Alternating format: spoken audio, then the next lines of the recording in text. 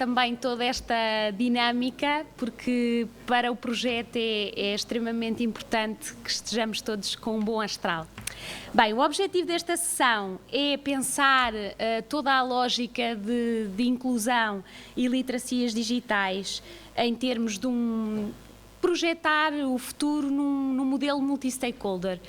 Seguindo as palavras da doutora Ana Neves e do doutor Alexandre Caldas, é cada vez mais importante pensar estas problemáticas de um ponto de vista inclusivo e alargado, sem ser sempre uma iniciativa vinda do setor público e que com expectativas num determinado sentido.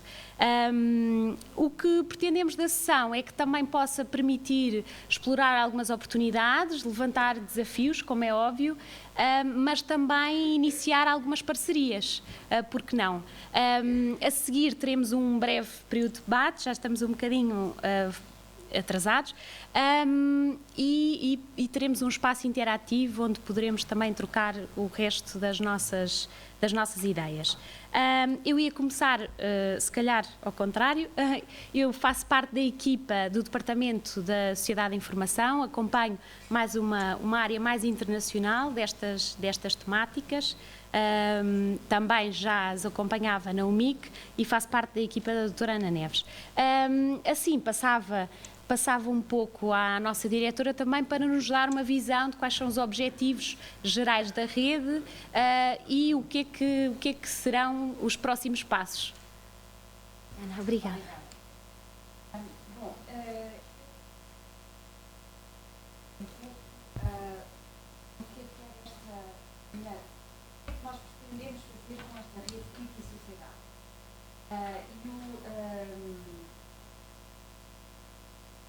Tem duas coisas. Uma delas é o chip e a outra é, não disse assim, mas é nós acreditarmos num modelo multi-stakeholder. Ou seja, não podem estar sentados, seja a administração pública, temos que ser em conjunto a fazer algo. O que levou realmente à ideia de criarmos esta rede Wiki Sociedade com a ajuda da academia foi exatamente para tentar acabar com os ciclos públicos, para tentarmos deixar de politizar todas as iniciativas. Eu penso que alguns conhecem os espaços internet, outros devem conhecer as academias TIC, e quando acabaram os dinheiros do programa operacional, depois, quando acabou a UMIC, enfim, todo esse movimento acabou. Ainda existem alguns espaços internet, neste momento não faço a mínima ideia como é que eles estão, mas é exatamente isso que eu acho que o país não precisa. Não precisa de ter, de apostar em políticas, em iniciativas, em programas muito interessantes que mudam o paradigma, que mudam a sociedade e que de repente acabam. Portanto, a ideia de vos chamar e de pedir a vossa ajuda, desculpem, mas está aqui uma mosca, não me larga, esta ideia de chamar a academia é exatamente no sentido de que vocês são um multi-stakeholder importantíssimo da diferença e na parte da governação da internet vocês são um dos atores mais importantes. Portanto, os principais atores são os governos, os privados, a academia, a comunidade técnica e a sociedade civil. Sem estes nós não conseguimos fazer nada, mas até aqui nós temos estado sempre um pouco à espera dos governos ou da administração pública. E, portanto, as coisas acabam por ter solavancos e acabamos por não ter resultados. E esta é a esperança montada aqui com o Politécnico de Santarém, é de facto que, através da rede que a professora Maria Bárbara já tinha, de consolidarmos essa rede e de pormos todas as regiões a funcionar, todos os distritos a funcionar, com o objetivo que eu já disse várias vezes, que é aumentar a literacia digital, aumentar a inclusão digital, porque isso vai tornar-nos uma sociedade mais exigente e vai nos tornar uma sociedade muito melhor e um país melhor, mas cada região, cada distrito tem a sua especificidade e cada região vai ter que ter ações diferentes do que ações, por exemplo, que vamos ter em Évora. Em Lisboa vai ser completamente diferente do que vai ser na Guarda, porque as pessoas são diferentes. E aí os académicos conhecem muito bem a sua região, conhecem muito bem o mundo onde trabalham, onde fazem a sua investigação e podem trabalhar com os seus alunos de forma a mudar a sociedade nessa região da qual fazem parte e que conhecem muito melhor do que qualquer pessoa que esteja em Lisboa ou que esteja na administração central. Portanto, eu agora vou tentar explicar um pouco melhor com esta minha apresentação. Eu penso que vai continuar a haver dúvidas, porque mesmo dentro da minha equipa, ao construirmos esta ideia de rede, até haver um alinhamento.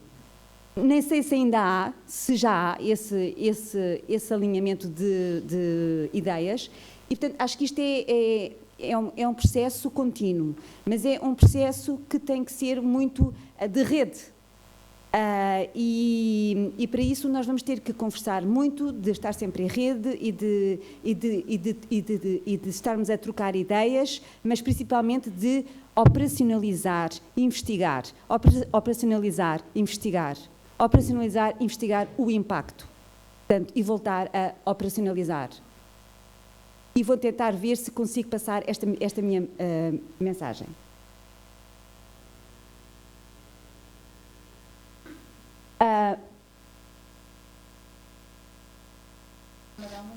Portanto, os princípios orientadores da rede são aumentar a literacia e a inclusão digitais a nível nacional, a construção de atividades orientadas para uma ação à escala nacional e internacional que cumpram o primeiro princípio.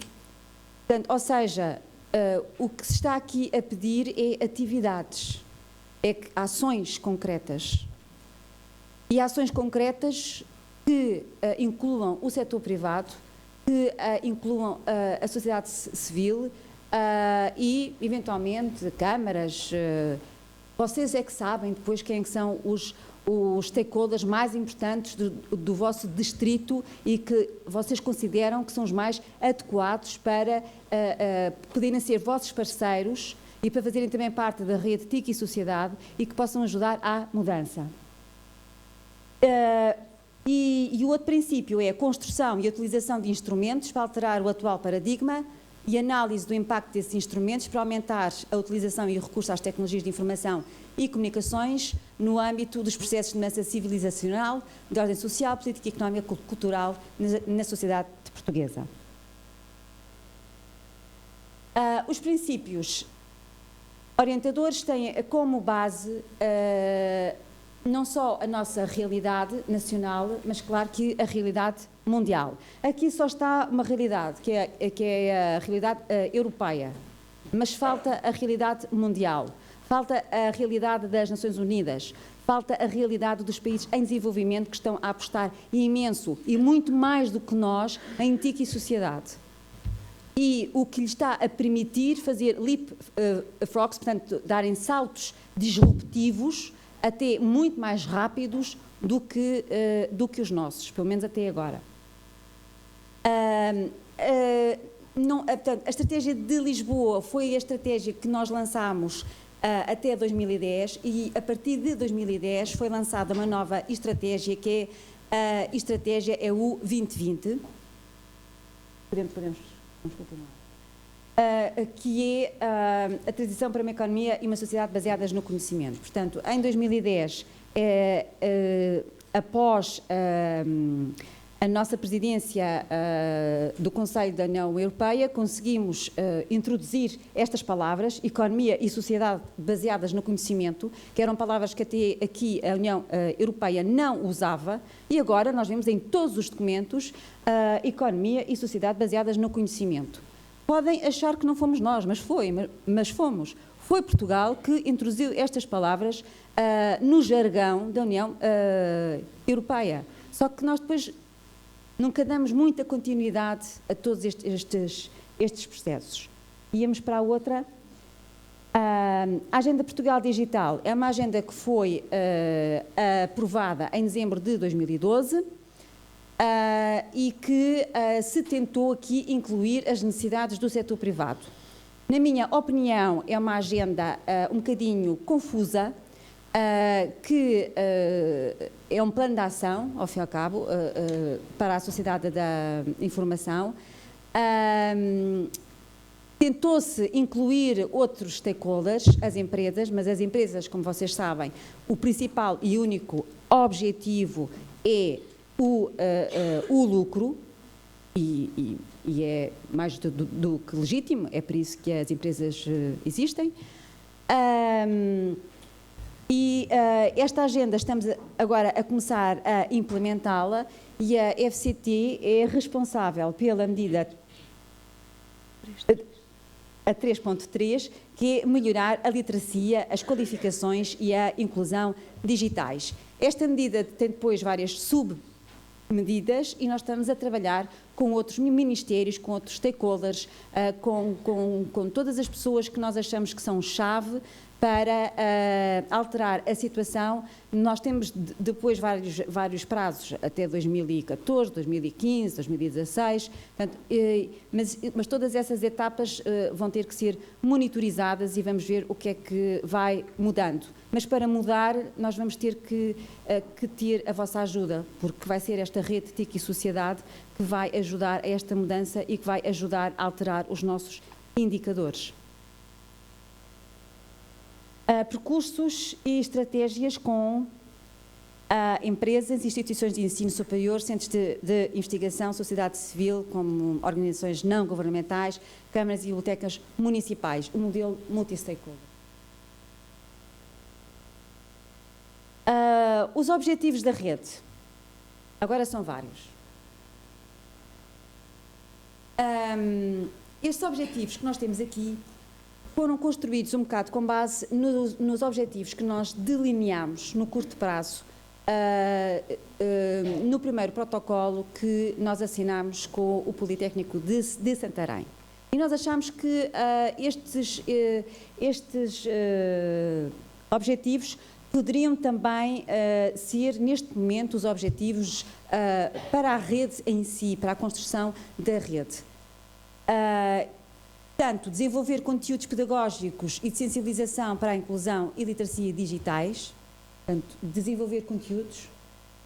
2. Disseminar e apoiar a divulgação desses conteúdos produzidos e existentes para a realização de ações descentralizadas de formação a nível nacional. Portanto, construir conteúdos ou utilizar conteúdos e depois utilizá-los para a formação. Organizar 10 workshops para formar formadores, monitores em produção e enriquecimento de conteúdos digitais, no sentido de melhorar a rede de dinamizadores regionais em inclusão e literacia digitais. Portanto, isto é no sentido de vamos organizar workshops ou conferências ou reuniões de trabalho, brainstormings, aquilo que vocês considerarem mais adequado, mas que tem que mexer com a sociedade, que tem que mexer com as pessoas do distrito. Depois, implementar aos níveis local, regional e nacional ações de sensibilização para o alargamento da rede TIC e Sociedade no combate à info-exclusão.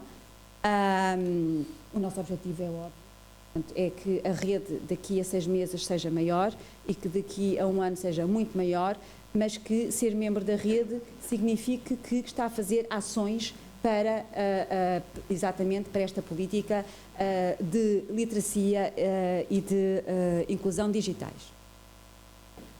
E depois construir MOOCs, entre outros, portanto, este é um dos instrumentos, com temáticas de interesse para a rede TIC e Sociedade e disponibilizar a sua frequência gratuita em particular às entidades que irão pertencer à rede TIC e sociedade.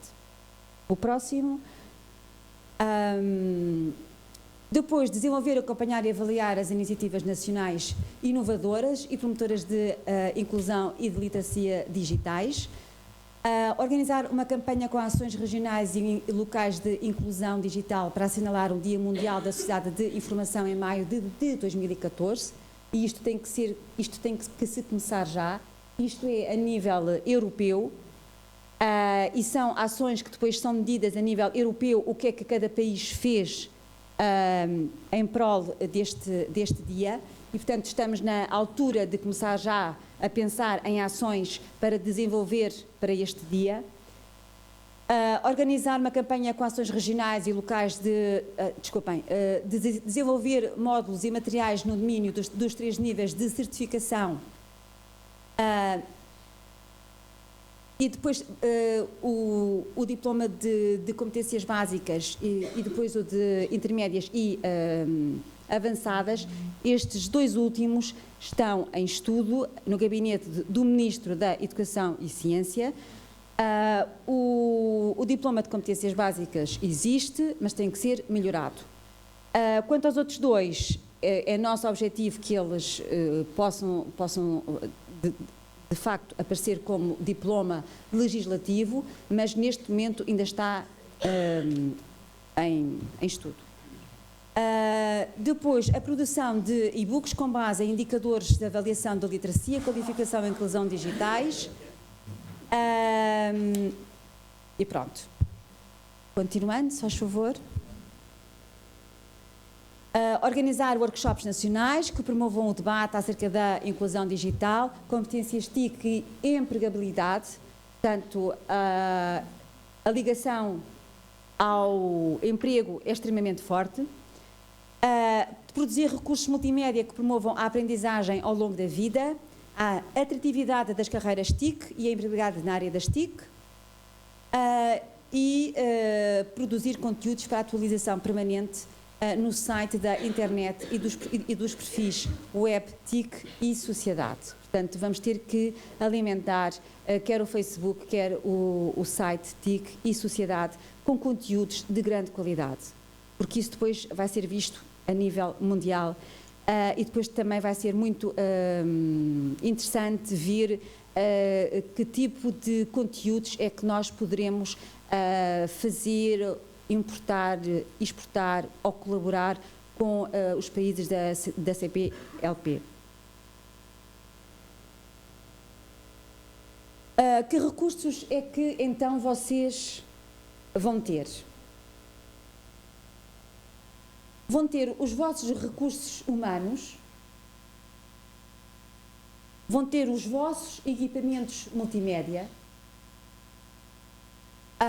vão ter as vossas estruturas de apoio logístico das instituições parceiras públicas e privadas de toda a rede,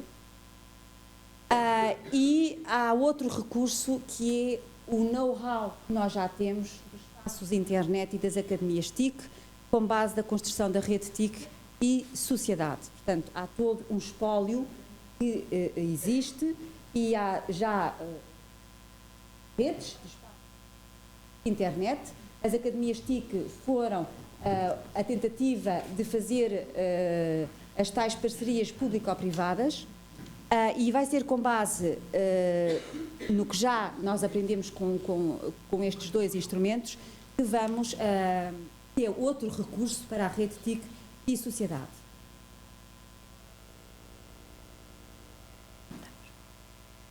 Método de trabalho. Portanto, aquilo que nós pensamos e que vocês nos irão dizer se faz sentido, se não faz, o que é que acham, se isto faz sentido, é que os coordenadores distritais de todo o país se proponham a trabalhar de forma cooperativa e colaborativa com vista à criação da rede TIC e sociedade. Portanto, o objetivo é desenvolver-se um projeto nacional válido e inclusivo, que incluirá um conjunto de atividades com a finalidade de incentivar o desenvolvimento das competências específicas que lhes estão. Propor e implementar iniciativas inovadoras e promotoras da inclusão digitais e promover a aquisição de competências em TIC e, mais uma vez, lá está, de operacionalização. E através da realização de ações de formação e desenvolvimento de conteúdos digitais a disponibilizar gratuitamente.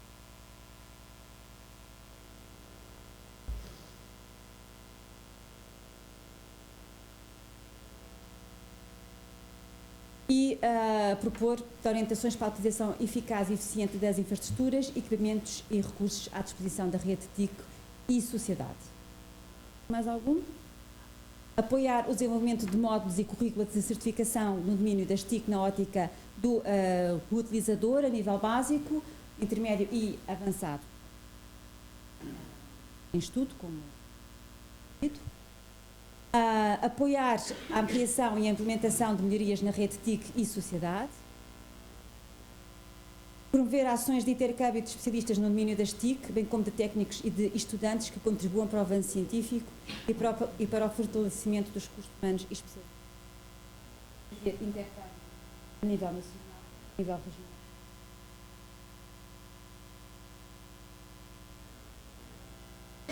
Colaborar na definição de uma metodologia para a validação dos resultados da implementação das ações, seja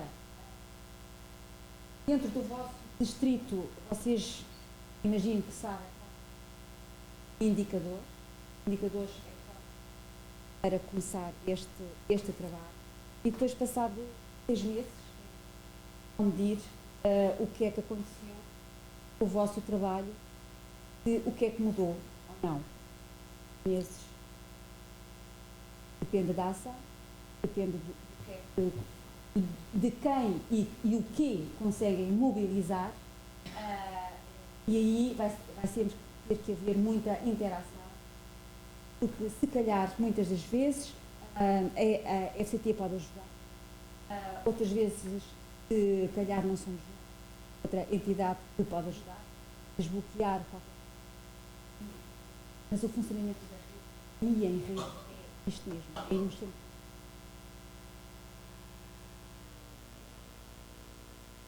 Os atuais parceiros, agora vem uma lista,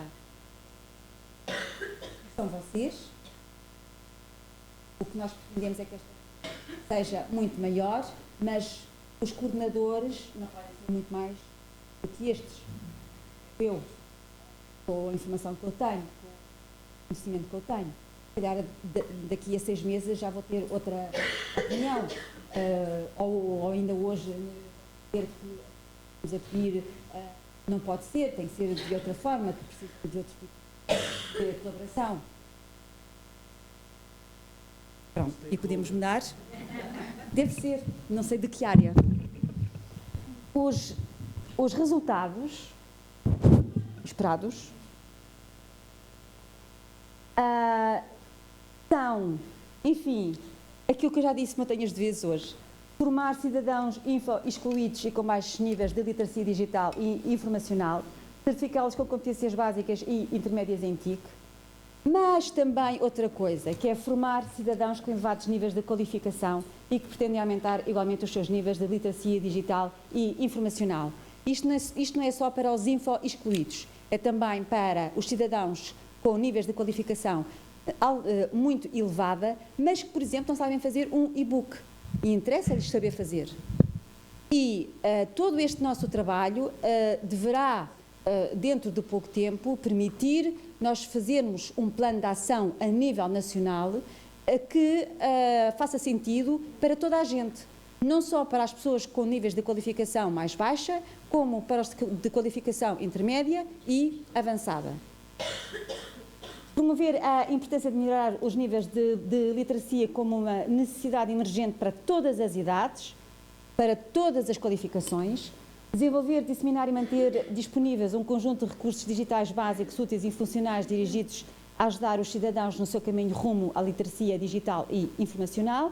E desenvolver nesta rede um sentido de pertença e de comunidade que se mantenha e possa permanecer, fortalecer e renovar para novas parcerias. E isto é que vai ser uma dinâmica Nós vamos ver como é que vai funcionar, mas que eu acho que com a tal paixão e criatividade poderá ser muito interessante.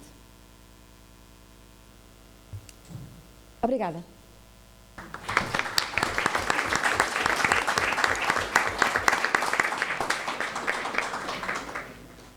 Bem,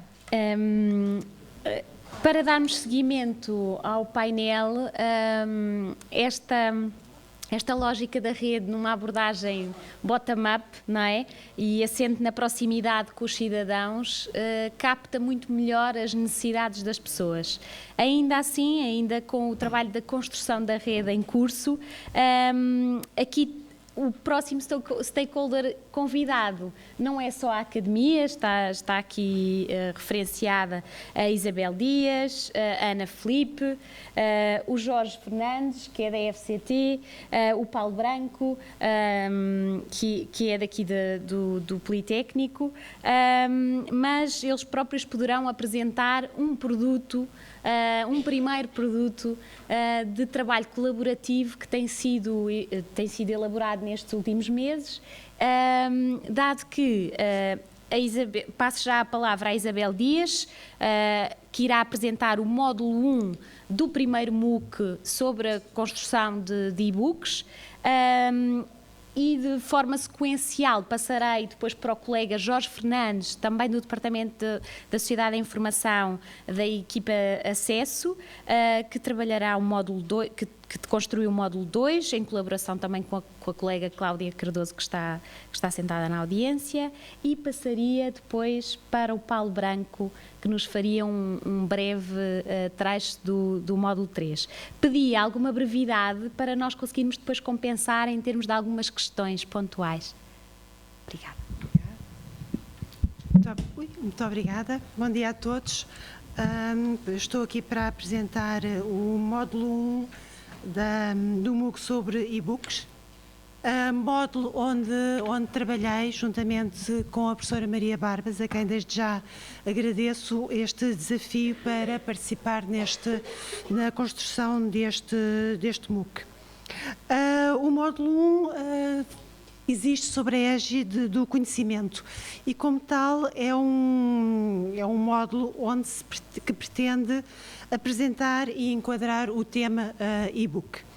Apresentar em termos de definição, enquadrar em termos temporais, ou seja, para permitir perceber como é que foi toda a evolução da comunicação desde os seus primórdios até estas novas apresentações, estes novos suportes, e aí chama a atenção para uma cronologia da autoria do Ricardo Pinto, que nos dá a ideia das dimensões dos vários tempos.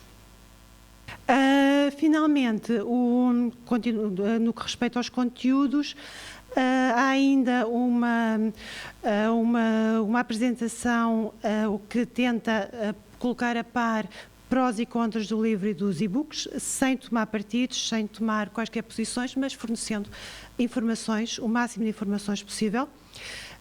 E, finalmente, temos ainda um artigo sobre os vários suportes para e-books, da autoria de Márcio Santos, um doutorando da Universidade de Aveiro. Em termos globais, e no que respeita a este módulo 1, especialmente, no qual eu participei, mas creio que no que respeita também a todo este MOOC, eu acho que algumas linhas podem ser apresentadas, algumas linhas de base.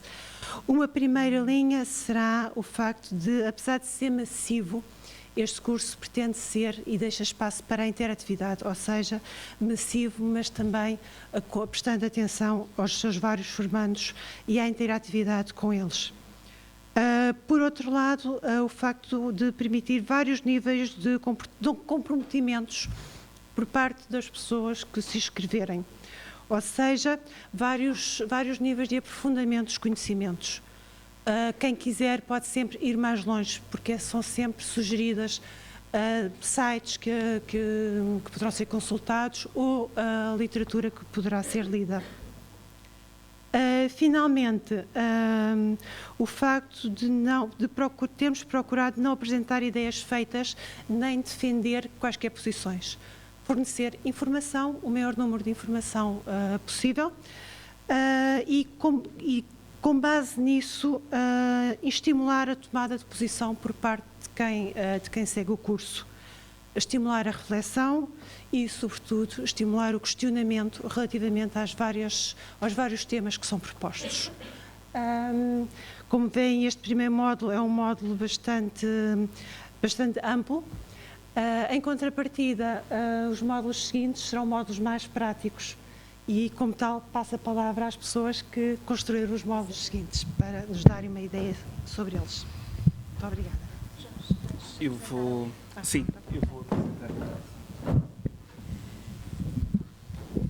Enquanto o Jorge Fernandes prepara a sua apresentação sobre o módulo 2, também é útil, se calhar, informar que este percurso formativo vai estar disponível, já está disponível, aberto em inscrições, e que terá início 11 de novembro. O primeiro módulo, ou seja, os módulos têm uma duração de 1 semana, a professora que me corrija se estiver de 1 semana, e a componente síncrona é sempre no domingo à tarde, na segunda-feira de manhã, ok, já houve uma alteração. Força, professora.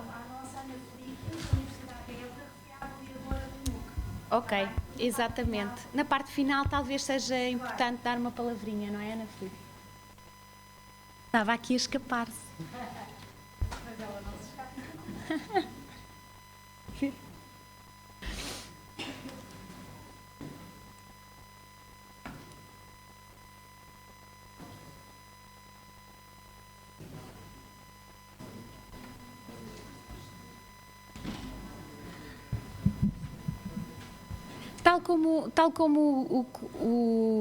Tal como a doutora Ana Neves também referiu, este primeiro MOOC será disseminado também no Brasil, nomeadamente pela Universidade Aberta, pela UITEC, que é a Universidade Aberta de Minas Gerais, também no âmbito desta colaboração que nós pretendemos que os conteúdos estejam abertos o mais possível para envolver também países com expressão e língua portuguesa.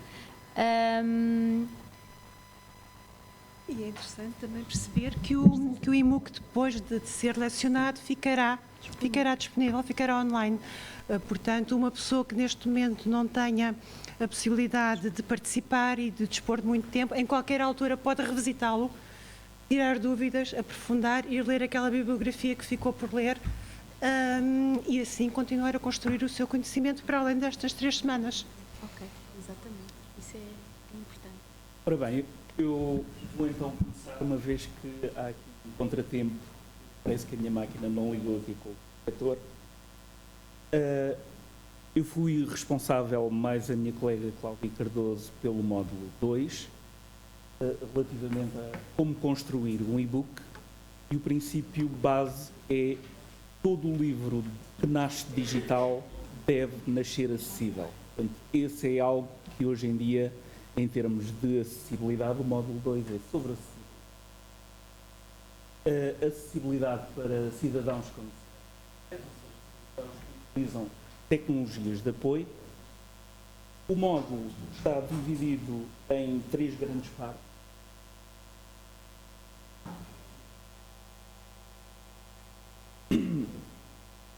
Portanto, o módulo está dividido em 3 grandes partes.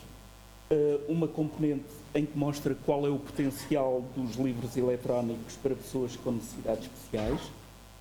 Ao passo que, no caso de pessoas que não têm problemas no acesso ao livro impresso, o e-book é mais uma forma redundante de aceder ao mesmo, mas há um conjunto vasto de cidadãos para quem um livro eletrónico não se apresenta como uma forma redundante, mas sim como a única hipótese de fazer leitura de um livro.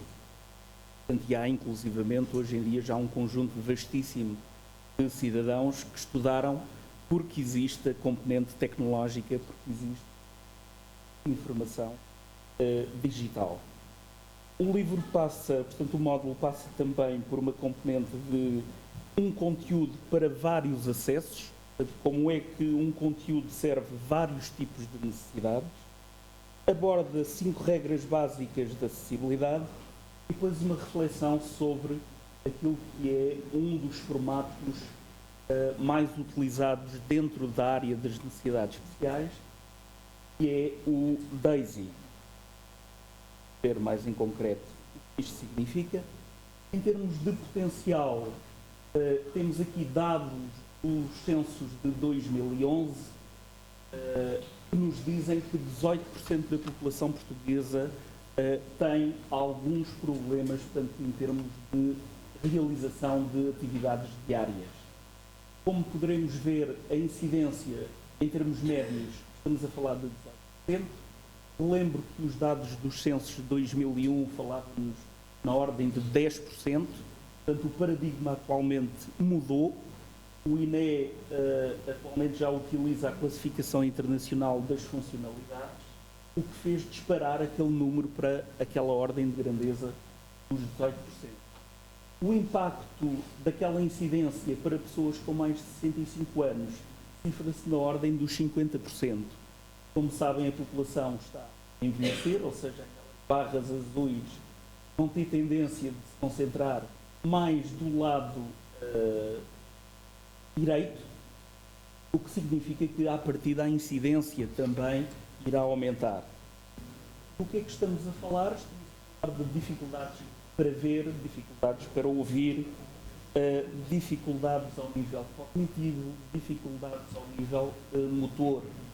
Se pegarmos neste gráfico, se encontra puramente 50% deles com alguma facilidade, 50% deles reportam problemas com a interação, com informação em concreto.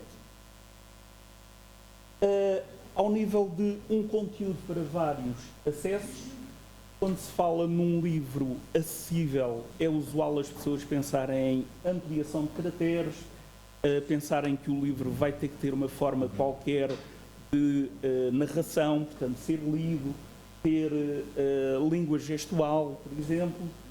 No entanto, há um conjunto já vasto hoje em dia de transformações que são possíveis graças às tecnologias de apoio, e nomeadamente às tecnologias que estão do lado do utilizador. Portanto, hoje, aquilo que nós temos que fazer, não se preocupem, não é nada disso, portanto, em termos de complexidade, não vamos partir para essa complexidade de fazer diversos conteúdos, vamos partir apenas para um conteúdo que se transforma depois em braille. Por exemplo, temos ali no canto superior direito uma criança com um dispositivo braille. É possível hoje em dia, por exemplo, ligar a um tablet como este que eu tenho aqui na mão e fazer a conversão automática, por exemplo, para braille. É possível fazer a ampliação de caracteres, e ele depende da própria máquina, não propriamente não é o conteúdo que se amplia, portanto é a própria máquina que pega no conteúdo e faz essa transformação. É óbvio que é necessário seguir algumas regras para que todas estas transformações sejam feitas. E é aqui que entramos naquilo que nós chamamos no nosso 5 regras básicas de acessibilidade. Não vou entrar em pormenor nessas 5 regras básicas, apenas referir-vos que estão ligados com 3 elementos que geralmente aparecem em qualquer livro, que é o caso dos cabeçalhos, é o caso dos parágrafos, é o caso das imagens. Não vou entrar aqui em pormenores, vão ter que se inscrever no módulo para conseguirem perceber como é que isto se resolve, portanto, quais são os problemas que se levantam nestas 3 grandes áreas. Em termos de atividades, nós fornecemos depois um fecheiro base que vai vos servir, digamos, de matriz para incorporarem essas 5 regras. Portanto, o nosso módulo irá durar cerca de uma semana, portanto, será uma regra por dia, trabalhá-las, e no final enviarem-nos, digamos, esse resultado para nós podermos discuti-lo depois durante a nossa sessão. Como já foi dito, nós damos sempre algumas dicas sobre algo para refletir e para vocês próprios poderem ir mais além.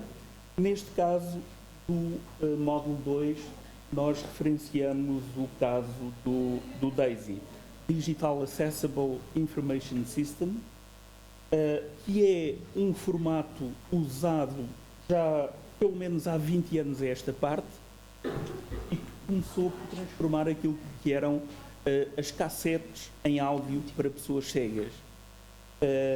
Já em 1994 surgiu, digamos, as primeiras versões digitais dessas cassetes de 90 minutos, que nós conhecíamos bem, mas eram para formatos digitais, transformação para formato digital, e que permitia, por exemplo, fazer a pesquisa de informação dentro do próprio áudio.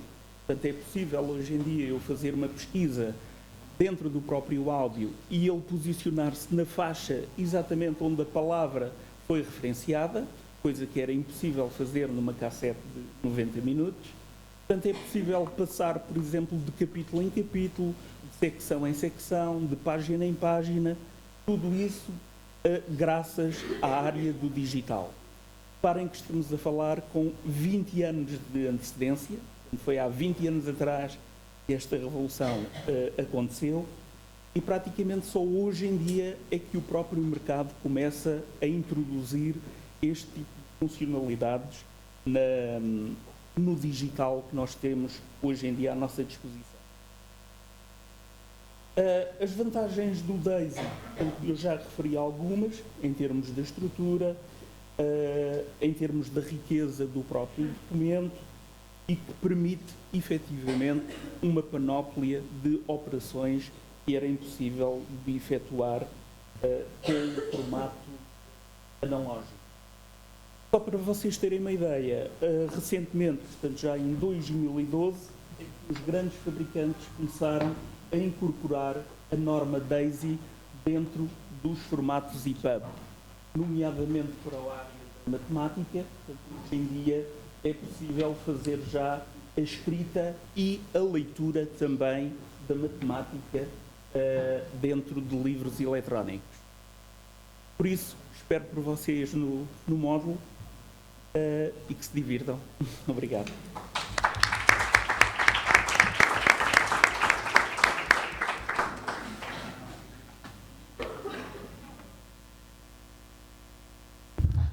Bom dia a todos. Eu vou falar do módulo 3, o módulo, digamos que é mais prático, mais hands-on, que é o módulo publicar. Depois de tudo isto que estivemos aqui a ver, precisamos de publicar os nossos e-books. Quais as plataformas que nos permitem converter, é isso que vamos ver. Nós vamos trabalhar com uma plataforma que é a plataforma Calibre. É uma plataforma open source. Além do open source, permite trabalhar em multi-sistema operativo, portanto Windows, Mac, qualquer sistema operativo, e que permite um conjunto de operações, nomeadamente gerir uma biblioteca de e-books, inclusive importar feeds noticiosos e convertê-los para e-books, permite-nos também adquirir e-books online, permite converter para todo o tipo de formatos. É um programa bastante completo e gratuito e open source e por isso foi a nossa preferência.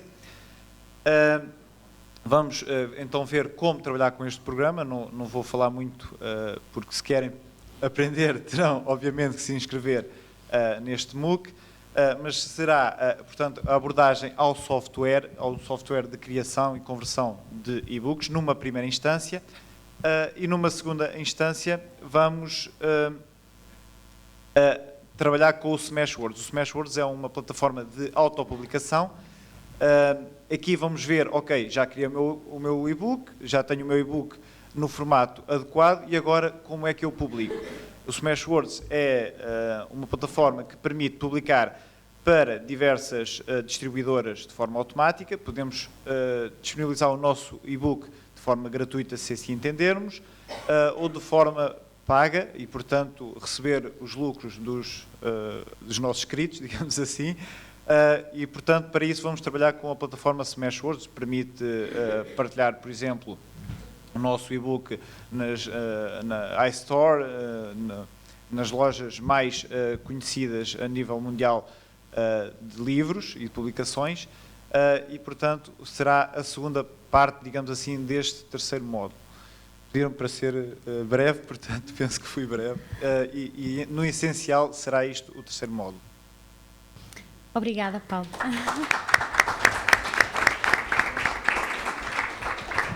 Bem, só para finalizar, a professora Ana Filipe avaliou, esteve no processo, envolvida no processo, e talvez fosse importante dar algumas palavras de apoio. Bom dia, eu sou Ana Filipe, venho da Universidade de Évora e o meu papel nesta rede colaborativa foi o de testar, avaliar, pronunciar-me acerca daquilo que estava a ser produzido em diversas fases. Portanto, a mim calhou uma parte mais fácil, foi a parte de maldizer, digamos assim, ou seja, fazer algum tipo de crítica. Ao contrário de maldizer, eu penso que contribuí com alguma crítica construtiva. Portanto, testar os links, perceber se a estrutura era perceptível a um comum utilizador, tentar assumir vários tipos de papéis, também decorrente do tipo de trabalho que faço na universidade, perceber que o cidadão comum se depararia com algum tipo de nomenclatura que fosse mais esquisita, e, portanto, o meu papel foi dar feedback de utilização e a organização que estava a ser também proposta para este e-book. Portanto, o meu papel foi realmente o mais fácil, o que talvez tenha demorado menos tempo, porque reunir todos estes conhecimentos, organizá-los e publicá-los na forma de um MOOC, sim, isso dá muito trabalho. Produzir documentos online de qualidade também dá muito trabalho, e eu penso que este nosso MOOC é realmente um produto final bastante interessante e que, para além disso, proporciona ainda que qualquer cidadão possa, de alguma forma, ter um pouco mais de voz ativa, poder um pouco mais exprimir-se pela palavra escrita online, não só a palavra, mas pelos conteúdos multimédia que podem ser introduzidos no e-book. E, portanto, eu acho que aquilo que podemos levar aqui desta manhã é que podemos todos começar a dar as nossas opiniões e publicá-las online e fazê-lo de uma forma acessível. Portanto, temos mais voz se participarmos neste tipo de cursos e tivermos este tipo de conhecimento mais disponível para o comum cidadão.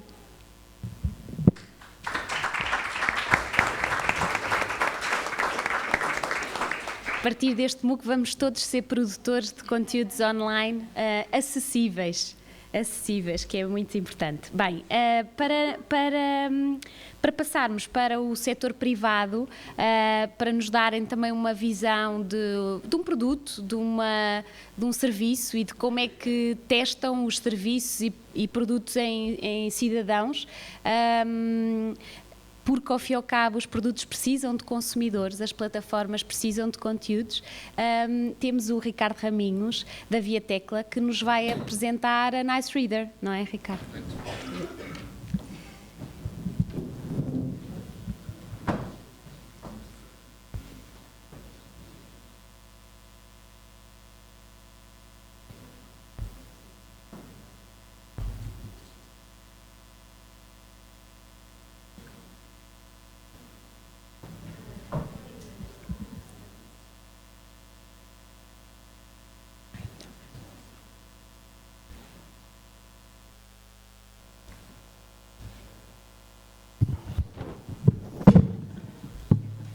Antes de mais, bom dia.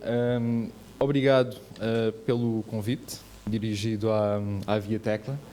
A relação que temos com o Instituto de Politécnico de Santarém, ela começou inicialmente há 3 anos atrás. É impressionante como o tempo passa depressa. Inicialmente até por causa de uma parceria para um projeto de ID com a Universidade de Évora, mas no qual tanto a professora Maria Barbas como o Paulo Duarte colaboraram, e que depois tem vindo a evoluir, e tem vindo a evoluir um bocadinho por esta área da parte dos conteúdos, da parte de uma plataforma nossa que é o Nice Reader, e que eu vinha aqui falar-vos um bocadinho, E ontem, quando estava a preparar a apresentação, a ideia seria falar um bocadinho do Nice Reader e falar um bocadinho de bits e de bytes, porque até o tema que estamos aqui hoje, em termos de falar, esta sessão chama-se instrumentos.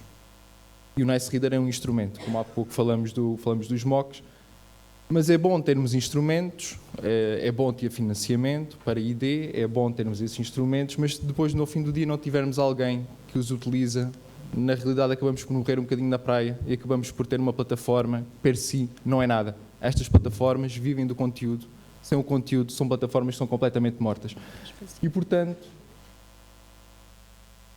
eu tomei a liberdade, aqui Maria, de mudar um bocadinho aqui o âmbito da conversa. Inicialmente ia ser um bocadinho de bits e de bytes em relação ao Nice Reader e havemos de chegar a essa parte. Mas, mudando aqui o tema para uma coisa com um bocadinho diferente, até que ponto é que está na altura dos consumidores deixarem de ser consumidores e passarem a ser produtores e de que ponto é que há essas necessidades, oportunidades e desafios? Fazendo aqui, não fazendo publicidade, há aqui uma linha que separa esta sala. Portanto, nós temos, se repararem, temos aqui o pessoal mais da rede, mais institucional deste lado e depois temos os alunos um bocadinho mais atrás. E também, de certa maneira, isto é uma mensagem que eu queria passar para eles, porque eles é que vão ser os produtores do futuro. Nós, atualmente, nesta sala, estamos a produzir conteúdo. Portanto, estamos a produzir conteúdo e não é por conteúdo que vai sair aqui localmente, estamos a transmitir para o mundo. E, cada vez mais, este paradigma de que existem umas entidades centrais que produzem conteúdo e que fazem o push para que uns outros, que são os consumidores, unicamente têm que os consumir, está a morrer, está a mudar, e é importante termos plataformas que endereçam esse assunto, mas também que haja uma mentalidade para o fazer. Eu gostaria de falar um bocadinho destas duas áreas. Portanto, a Via Tecla é o único slide institucional que eu tenho. A Via Tecla é uma software house, existe desde 96. Nós temos apostado bastante em ID, logo desde o início, portanto somos uma empresa muito voltada em produto. E, por exemplo, o Nice Reader surge desse esforço em ID, no qual temos um laboratório quer nas nossas instalações em Almada, mas também temos um laboratório em parceria com a Universidade de Évora, e no qual nós temos elementos que trabalham com a academia para produzir produto, para criar valor acrescentado, portanto é inovação, mas aplicada do ponto de vista comercial e empresarial, e no qual o Nice Reader surge como resultado desta aposta em ID e nos quais projetos que nós temos, alguns participados com o CREN, temos trabalhado com diferentes instituições académicas, quer com o Instituto, quer com a Universidade de Évora, quer com o FCT, quer com o Instituto Superior Técnico. Temos diferenciado e procurado relacionar-nos com a academia, porque sabemos quais é que são as competências de uma empresa e quais é que são as competências e o conhecimento que tem a academia e do valor acrescentado que trazer essa junção. Atualmente vivemos num mundo em que a informação está em todo lado e que está em multidispositivo e que quando falamos em termos de tablets, quando falamos em termos de mobile, quando falamos em interfaces táteis, podemos cair aqui na ideia de que isto é algo que ainda está para acontecer, estamos a falar do futuro, mas isso não é a realidade, isto é a nossa realidade do dia de hoje. E temos uma noção que parece que ainda estamos a pensar numa coisa que vai aí. A quantidade de pessoas que têm tablets é impressionante, considerando que há 3 anos, 4 anos, ninguém necessitava de um tablet. Havia um desktop e havia um portátil, não havia nada pelo meio. Atualmente há uma guerra fratricida de este tipo de dispositivos e que é uma necessidade que acabou por surgir. Mas ali no meio temos os consumidores em que o paradigma tem andado a mudar. São consumidores que deixam de unicamente consumir, mas pelas redes sociais, mas também pela existência de um conjunto de plataformas, eles próprios já podem construir conteúdo e o publicar. E passa muito por aqui, este é um slide que é tirado da nossa oferta, do produto em termos comercial. E como nós motivamos os nossos clientes para a necessidade de comprar uma plataforma de digital publishing, e eu já vou falar um bocadinho sobre isso, passa, por um lado, no crescimento enorme deste tipo de dispositivos, em termos dos tablets, em termos dos mobiles, e que é uma realidade. Não sei se tem uma noção, atualmente já se vendem mais dispositivos móveis do que computadores. E é uma realidade que está a crescer e está a crescer em exponencial. Portanto, o número de PCs, o número de portáteis que estão a ser atualmente comprados está praticamente estagnado, enquanto todos os outros dispositivos é aquilo que está a crescer. E estamos a falar de dispositivos que não são estáticos no sentido em que são táteis. A gente tem que mexer com eles. Portanto, há ali todo um conjunto de interação, de descoberta do conteúdo, que é importante termos essas interfaces que são adequadas para os próprios. Mas no meio destas várias frases e tendências que são realidade, temos ali duas palavras um bocadinho perdidas, em que por um lado é quem é que são os produtores e quem é que são os clientes. Portanto, quem é que vai consumir esta informação.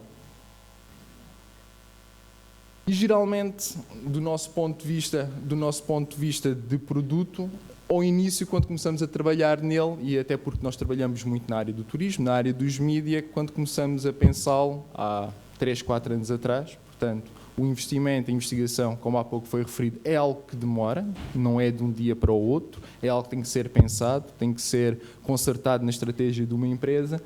Aquilo que eram os grandes criadores de conteúdo, geralmente eram as editoras de mídia. Estamos aqui a falar de aquelas que tinham os jornais, tinham as revistas, portanto conseguiam produzir conteúdo e aquilo que nós dávamos era uma ferramenta para poder vincular esse conteúdo.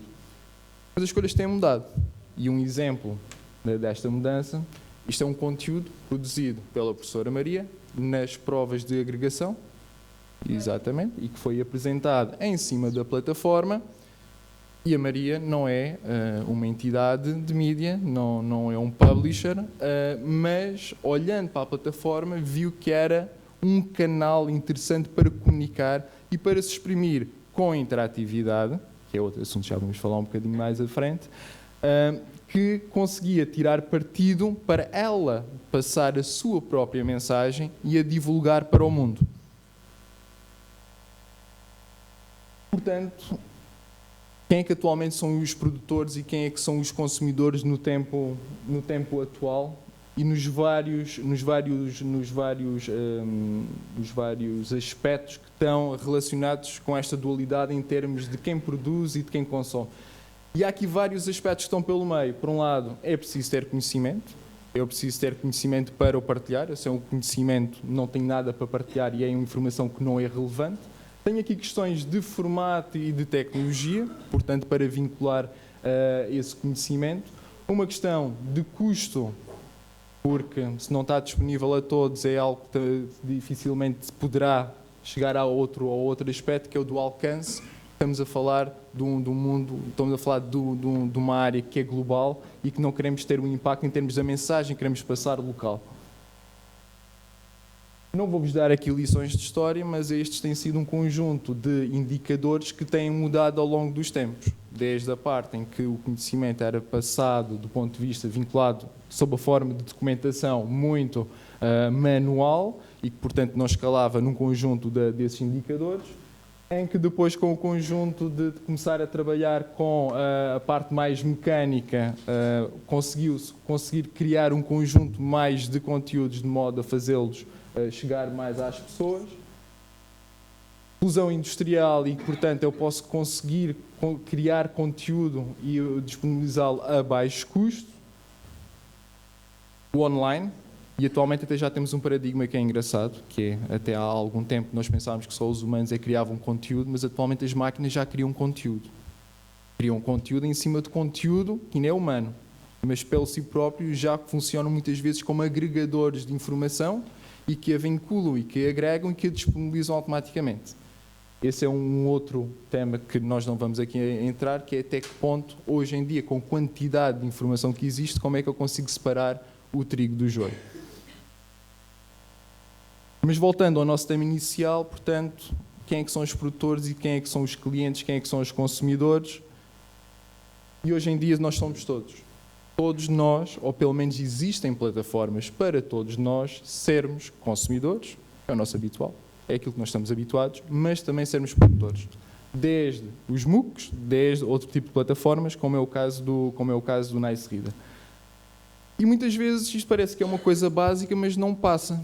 E temos alguns exemplos. Por exemplo, no caso do Nice Reader, Maria, foi efetuado cá uma experiência no Instituto em que foram produzidos vários e-books com a plataforma para experimentar, para comunicar, para as próprias pessoas e os alunos tentarem perceber como é que se comunica dentro deste ambiente e que foram produzidos... Uhum. Uhum.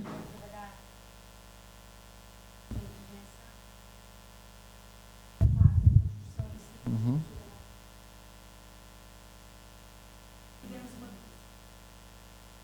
Exatamente. Portanto, temos aqui 12 produtos que foram criados por pessoas que não tinham conhecimento nenhum à partida e que, per si, utilizando as ferramentas, conseguiram criar ali um produto e que conseguiram passar uma mensagem. E a minha pergunta é porque é que esses 12 produtos atualmente não estão disponíveis?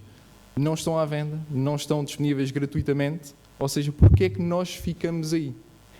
E atualmente não é por causa da tecnologia que nós temos esse problema. Estamos aqui a falar de uma questão de mindset.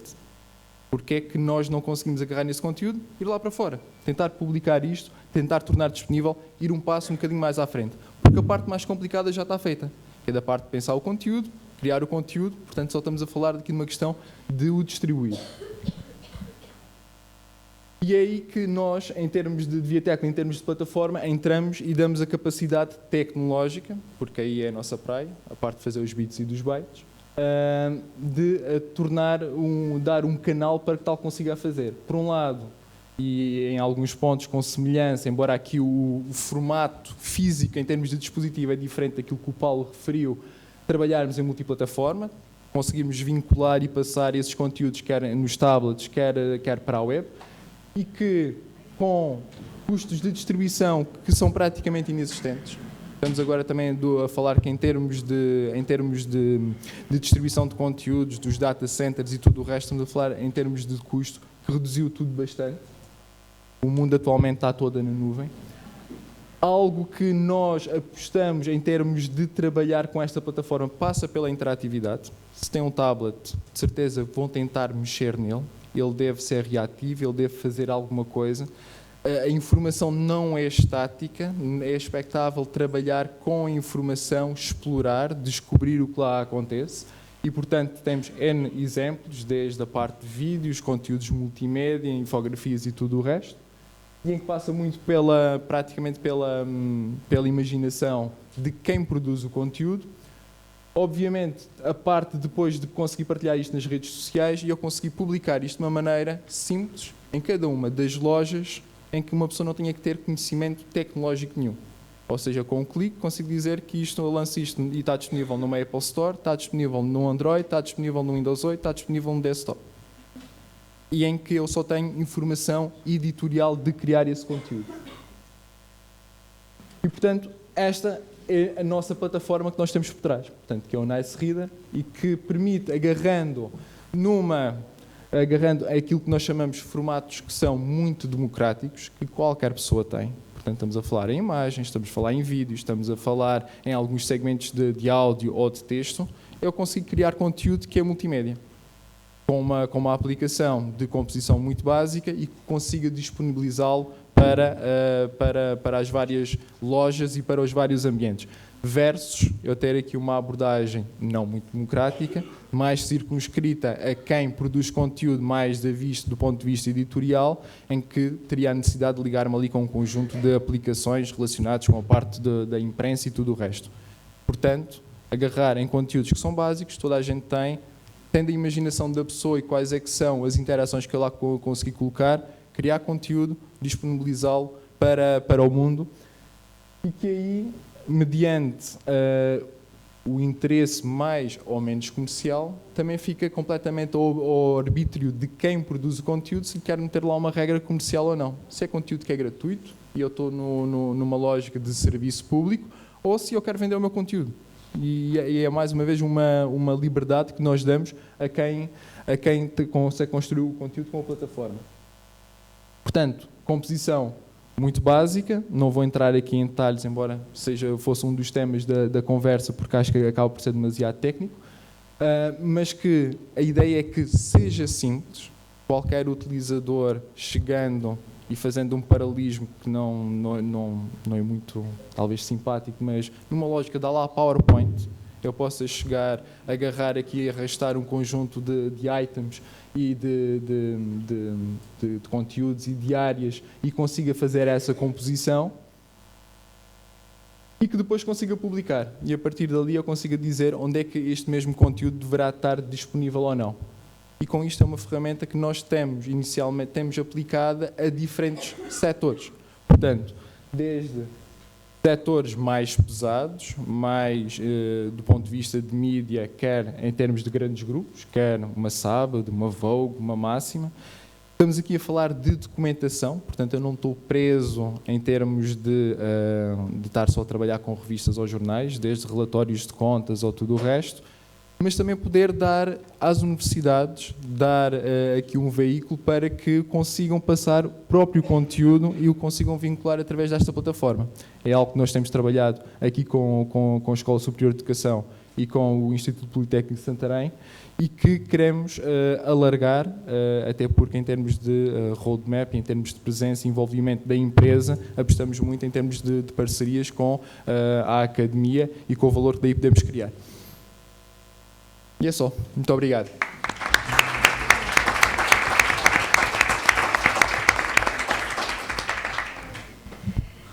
Bem, a Mónica Pedro, da iDreams, também nos iria dar uma visão empresarial de parceria com politécnicos e universidades, mas infelizmente não pode estar presente.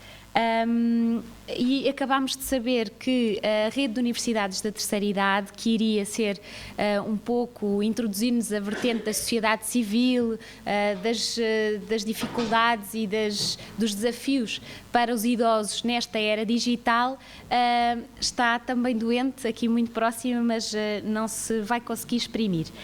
Mas como sociedade civil, ao fim e ao cabo, somos todos nós, seja os da linha da frente, seja os de lá atrás, a juventude desta Escola de Educação, eu lançava já para perguntas, pedia que não se acanhassem, mesmo a parte de trás, também com algumas questões para os colegas que representam aqui várias visões do que é que se pode fazer em termos de inclusão digital. Não sei se há alguma... Não há nenhuma questão? Há uma questão.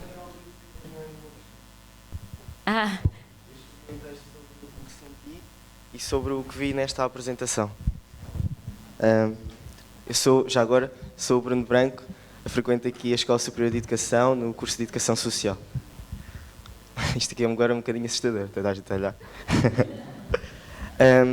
Na situação em que se encontra o país, é muito positivo ter pessoas otimistas a desenvolver um projeto com esta dimensão. Sempre ouvi dizer que a crise não é uma sentença, não é um fim, é uma oportunidade para perceber onde erramos e fazer algo melhor.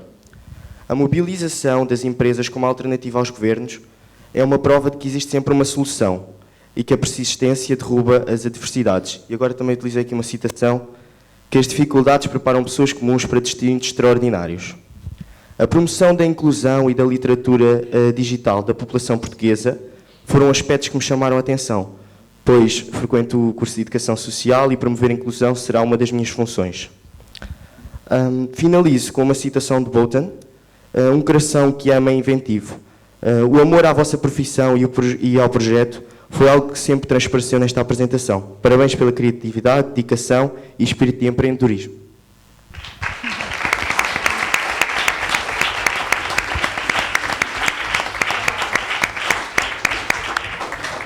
Bem, isto é que é chamar a si as funções. Ao fim e ao cabo é o que nós todos estamos aqui a fazer. Exatamente porque sentimos que o nosso cotidiano tem que ter um impacto nas pessoas.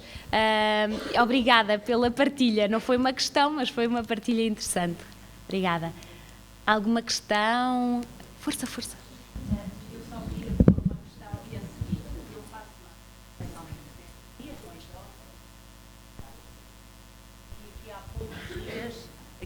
Há cerca de 2 meses adquiriram-se alguns computadores para para o corpo técnico. Entretanto, colocou-se os computadores junto da sala dos utentes e o que aconteceu está a ser muito interessante, porque os idosos começaram a mexer no computador, portanto nunca tinham realmente tido computadores, portanto são pessoas com 70, 80 anos, e está a ser uma experiência muito interessante o facto de estarem a partilhar algumas experiências entre eles, portanto são orientados por uma técnica. Eu pergunto como é que isto pode ser aqui, portanto, transformado, multiplicado, porque a questão das IPSs, estas instituições com idosos institucionalizados, e não só, que passam o dia, penso que poderia ser uma mais-valia e parece-me ser fácil o acesso, pelo menos em algumas zonas aqui do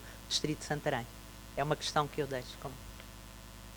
Eu julgo que não sou a pessoa talvez mais adequada, mas essas pontes locais, é efetivamente isso que se pretende com a polarização através das redes politécnicas, porque nós todos temos a nossa missão a nível local, não é? Cada um contribui, por exemplo, a rede de universidades da terceira idade, o que a Dulce Mota nos viria a apresentar, é um pouco uma compilação, uma associação que congrega todas as iniciativas de universidades sénior e que tem uma componente de tecnologias muito significativa, com um trabalho voluntário associado, em que há monitores que a nível nacional fazem esse trabalho. Isso é uma das iniciativas a nível nacional. Nós o que pretendemos da rede, julgo que talvez a doutora Ana queira completar, é exatamente isso, é despoltar iniciativas, pequenas iniciativas que façam a diferença e que até depois de boas práticas possam resultar noutras regiões. Mas talvez a doutora Ana queira completar. Mas isso tudo será alvo da discussão da parte da tarde, ou seja, cada coordenador trazer também nesta perspectiva de trazer o que é que a nível nacional pode ser desenvolvido. Margarida, posso só? Ana, permite-me. Ana? Permite-me só que, antes de lhe passar a palavra, só dar aqui uma chega ao desafio da Teresa. O meu nome é Cristina Novo e estou no nascimento desta rede, a convite da Maria e da equipa da FCT, e, portanto, fui convidada a pensar com a rede na questão da certificação das competências básicas. E uma das minhas preocupações foi precisamente nessa faixa etária. Por isso eu pedi a palavra. De facto, uma das questões, temos as universidades da terceira idade, mas muitas das pessoas que estão institucionalizadas já não estão para aí viradas, não é? Acabámos de ouvir este jovem, de facto, a dar-nos uma outra motivação. Os nossos alunos, e nos outros parceiros, vimos ainda há pouco ali uma lista enorme de instituições parceiras que têm cursos afins, vão estagiar para algumas destas instituições. Portanto, há parcerias, há redes já constituídas e poder-se-ão alargar e constituir e, portanto, poderão ser desmultiplicados estes esforços e poderão, de facto, ser apoiados, poderão ser motivados, e há, de facto, coisas tão interessantes como os telemóveis. Eles acham que não conseguem atender o telemóvel, o filho dá o telemóvel, não se entendem com o telemóvel, mas se calhar, se alguém tiver a paciência suficiente para os ensinar a usar o telemóvel, a alegria deles poderem começar a atender o filho, pôr em voz alta para conseguir ouvir melhor, porque já há dificuldade na audição, adaptar o telemóvel às suas necessidades, o poder usar o Skype no computador da instituição para ver um familiar, o filho, o neto que está fora no estrangeiro. São, de facto, pequenos passos, mas muito importantes para estas pessoas que às vezes estão lá completamente desmotivadas, à espera que o dia seguinte seja igual àquele dia e ao anterior e por aí fora, e que pode ser um pequeno sol na sua vida. Ana, certamente tem coisas mais importantes a dizer acerca disso. Não, nesta fase acho que não vale a pena dizer mais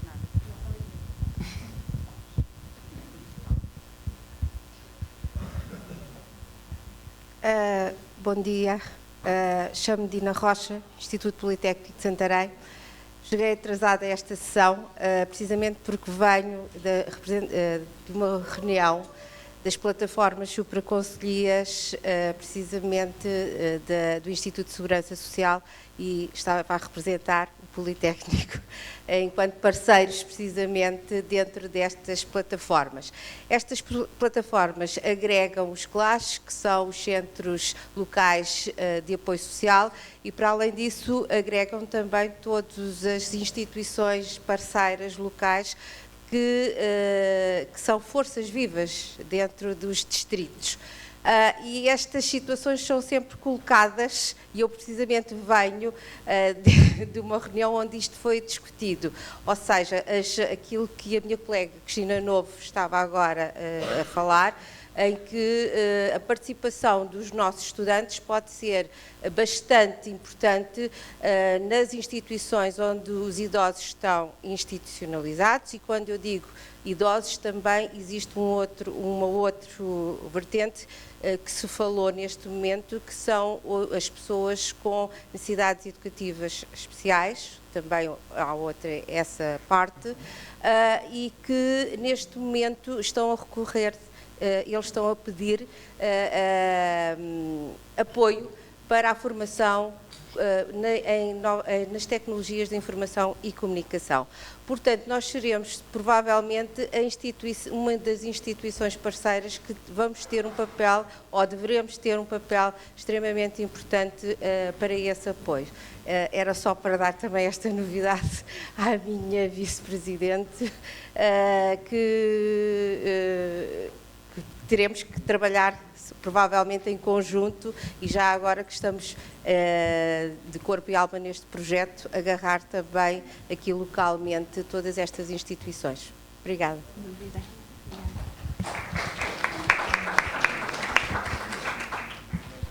Bom dia a todos. O meu nome é Ana Loureiro, sou docente aqui na Escola Superior de Educação.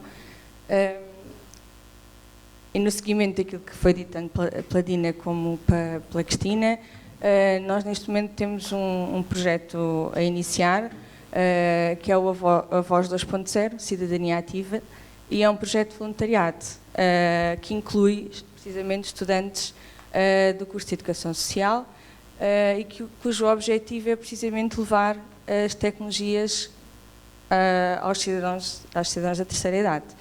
Portanto, estamos na fase do estabelecimento de protocolos com IPSS e outras instituições.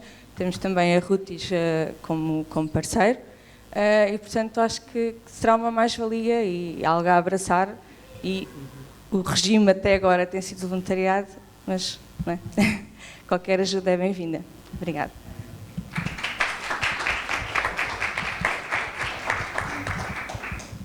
É um bom exemplo, é isso que vamos trabalhar no decurso da tarde, julgo eu, é de levantar um pouco tanto as necessidades como projetos interessantes que possam surgir nesse sentido.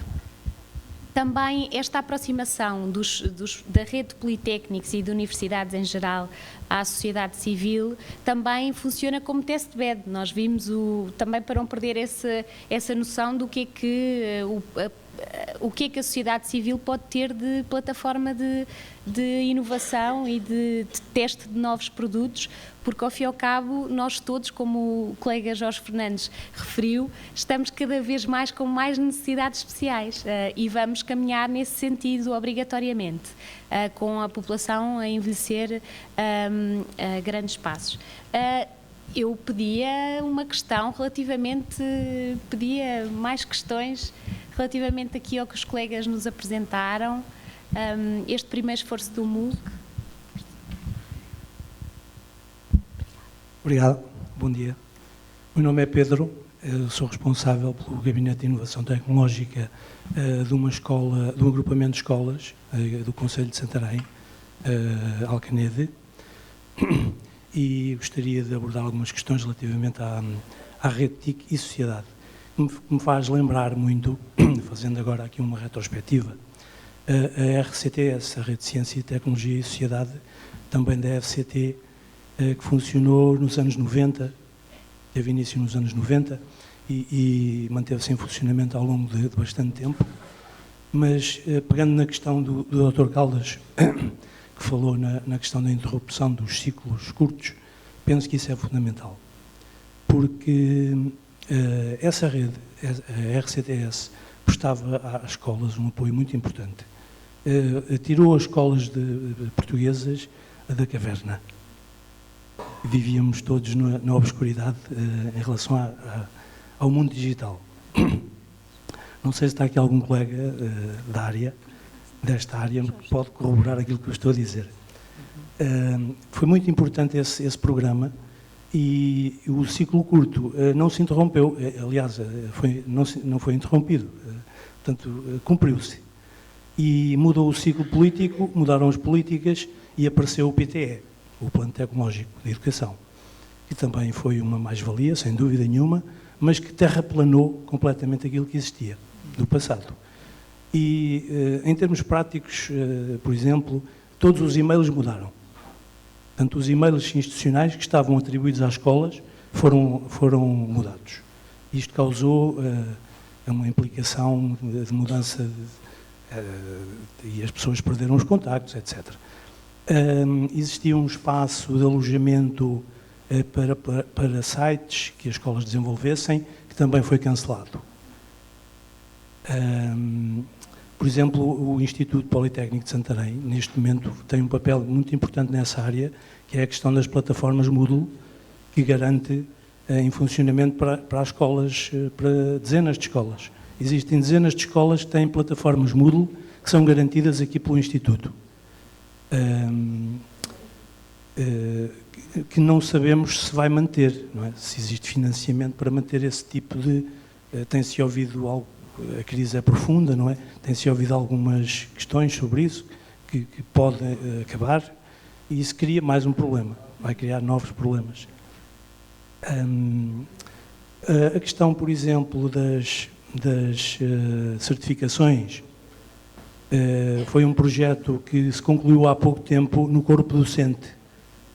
As pessoas não estavam certificadas com as competências digitais.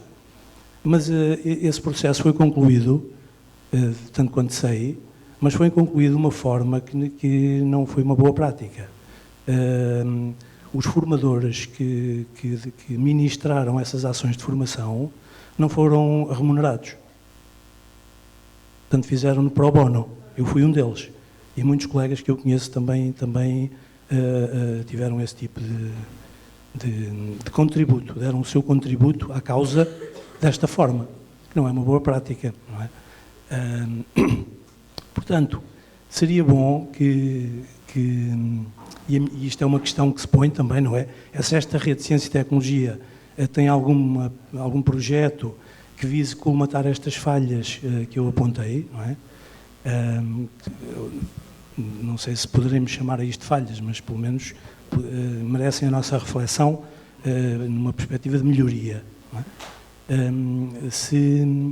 Se existe neste novo projeto, que penso que irá substituir estes que eu referi, ou vai complementá-los, era muito importante que se rompesse o ciclo curto, é muito importante, e que se garantissem algumas coisas que são aparentemente simples, mas que realmente constituem a base do trabalho em rede, principalmente nas escolas, junto dos nossos jovens.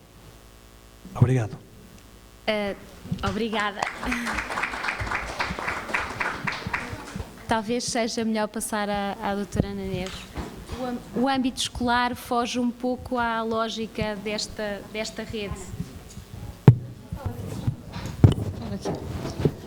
Bom, era exatamente este tipo de questões que eu estava à espera, porque é este tipo de questões que nos vão ajudar perceber o que é esta rede TIC e sociedade. A RCTS é a Rede de Ciência, Tecnologia e Sociedade, mas é uma rede infraestrutural de banda larga, que foi financiada e é financiada pela FCT, através da FCCN, e que ligou todas as escolas e todos os centros universitários e todos os centros de investigação e universidades. Nada tem a ver com uma política de literacia e de inclusão digitais, a não ser o facto de, sem infraestrutura, nada podemos fazer. Pronto. Em ciclos políticos, aconteceu que foi retirada a RCTS às escolas e fez-se contrato com a PT. E isso prejudicou altamente as escolas, mas não as universidades e nem os centros de investigação. Portanto, esses continuam ligados à RCTS, que permite uma velocidade de banda muito maior do que a rede comercial, exatamente porque é dirigida aos investigadores que os seus projetos possam utilizar a banda e a velocidade que essa banda permite. Portanto, isso é uma questão infraestrutural que nada tem a ver com a rede TIC e Sociedade. A rede TIC e Sociedade é uma rede de ações, de atividades em cada distrito. Por exemplo, agora pegando no caso das escolas, pode acontecer que um dos coordenadores percebe que a escola X está com problema de acesso à internet, o que não tem permitido que as crianças façam isto e façam aquilo, etc. Isso pode, de facto, denunciar, não é? Ou colocar essa problemática em cima da mesa como um dos problemas que, dentro do seu distrito, não consegue resolver sozinho. Portanto, não há multi-stakeholderismo nenhum ali que consiga resolver esse assunto.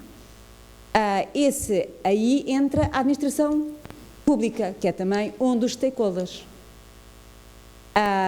Mas o impacto que nós precisamos de ter na sociedade vai para além, mas muito para além do que se faz nas escolas. Em suma, RCTS é uma rede infraestrutura, portanto, é uma infraestrutura que serve a ciência em Portugal, que nasceu para servir também as escolas, que infelizmente, devido a ciclos políticos, ora está ligada à RCTS, ora deixa de ficar ligada à RCTS e fica ligada a redes comerciais, o que prejudica, obviamente, o trabalho que se está a fazer. A rede TIC e Sociedade não é uma infraestrutura, utiliza infraestrutura e vai-se deparar com imensos problemas, não só infraestruturais, mas outros. E é aí que eu espero que a FCT possa ser útil também. Finalmente, há algo, penso que há uma coisa que eu não disse há pouco, é que, como já ando nisto há alguns anos, o meu pensamento é que quem é que pode assegurar o curto, médio e longo prazos? É a academia. Não é a administração pública, porque amanhã podem-me dar ordens para eu fazer outra coisa qualquer para acabar com este projeto, para acabar com esta ideia. A academia é livre, os académicos são livres. E, portanto, se eles acreditarem nesta ideia, podem continuar sempre a fazer algo pela sua comunidade, com os seus alunos, pondo os seus alunos a fazer projetos em prol da comunidade, o que permitirá, espero eu, a que haja essa tal mudança de paradigma, mas que tem que ser, de facto, com a ajuda da academia, que é aquilo que não muda com qualquer ciclo político. E, por outro lado, também, a nível de financiamentos, eu disse há pouco que não há dinheiro, quer dizer, a FCT não me deu qualquer dinheiro para implementar isto. certamente que se houver alguma coisa que mereça ser apoiado financeiramente, poderemos ver caso a caso, porque isso terá um impacto multiplicador incrível naquela zona, isso poderá ser pensado, mas há outra coisa. Também pode haver ideias de vários investigadores com os seus alunos de fazerem um consórcio com outros países europeus e dentro desta temática de ICT and Society apresentarem projetos à Comissão Europeia, não só ao Horizon 2020, portanto o Horizon é um programa quadro totalmente virado para a investigação, mas ao que vai suceder à aprendizagem ao longo da vida.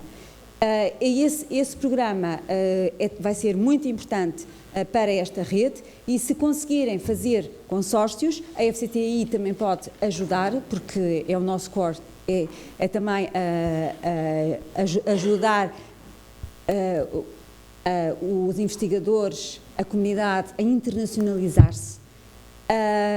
E também aí poderão ir buscar eventualmente dinheiro, mas aí tem que ser, é uma abordagem bottom-up e é através do interesse de cada investigador ou da sua própria rede internacional que já tenha ou que queira ir para a Europa à procura de dinheiros e isso pode ser um tipo de financiamento mais do que possível. E o estar integrado numa rede TIC e Sociedade a nível nacional é um plus dentro dos critérios que depois os avaliadores vão ter em conta para esse projeto em que eventualmente poderão estar a candidatar-se.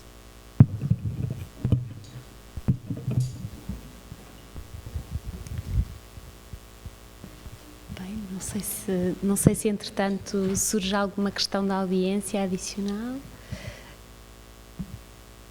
Alguma questão do painel para a audiência, também pode ser interessante, ou de resposta, ou de pronto.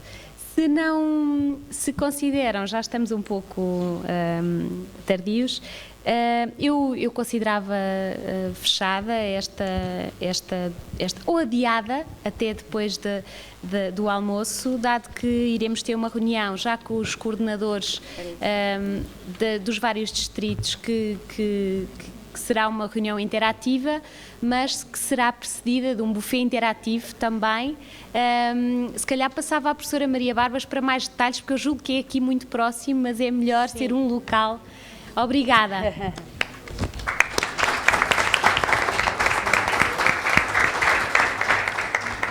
Obrigado, Margarida, obrigado a todo o painel e a todos os colegas aqui presentes. Só gostava de dar duas informações. Para o grande público, terminou por aqui o nosso encontro. De facto, vamos então para o nosso espaço de interação na grelha, que é muito, muito próximo daqui, mas podemos ir todos juntos, a pé. Mas antes disso eu vou buscar a chave da sala onde vamos trabalhar no período da tarde para podermos deixar os nossos computadores, que eu vejo toda a gente muito carregada. E para irmos mais leves e podermos comunicar à vontade, proponho que se deixe todo o material na sala.